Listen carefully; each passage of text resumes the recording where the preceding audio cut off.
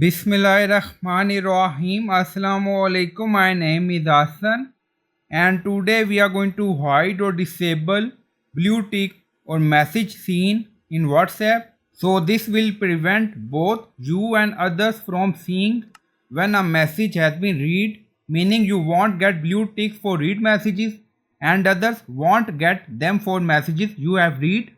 On top right you see three dots, so click on it and then you see setting option, so click on it.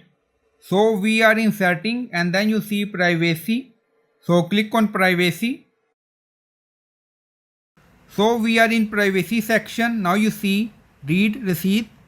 If turned off, you won't send or receive read receipt, so disable this option. After that, blue tick on message seen is disabled or hide for everyone. If you want, you can enable it again like this. So it's up to you. Now disable. So we disable this option in WhatsApp privacy. So after disable this option, two blue tick will hide. So I hope you like this video. Please like, comment, share, subscribe. Thank you for watching.